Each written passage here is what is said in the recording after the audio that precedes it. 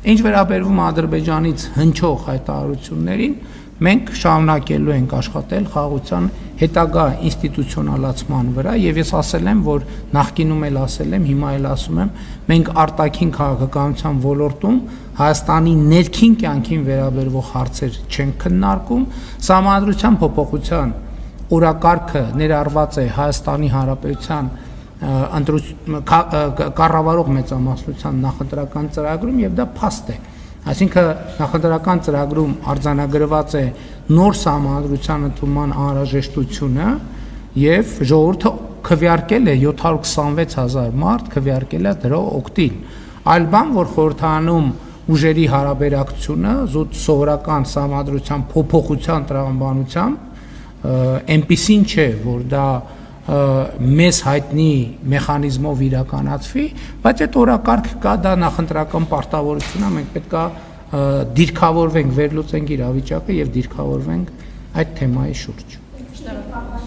Հրապարակենք պատե հառիթով։ Դե այն ժամանակ ինչ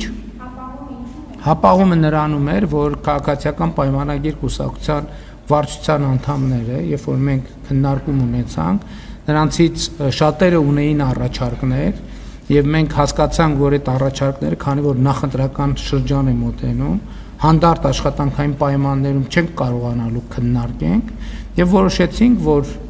առաջարկների ժամկետը հետաձգենք մինչեւ ընտրություններից հետո, որպեսզի այդ առաջարկները հանդարտ պայմաններում կարողանանք քննարկել, չստացվի, որ առանց պատշաճ քննարկումների ներթիմային ինչ որ տարբերակի հրապարակվել։ Հիմա այդ ժամկետը առաջարկների ներկայացման սպառվել է, առաջարկները քննարկվել են,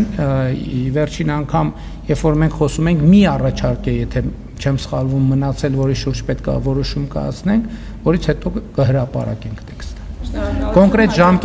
Կոնկրետ ժամկետներ հիմա չեմ ասի, նկատի ունեմ, բայց մինչև տարվա վերջ կհրապարակենք։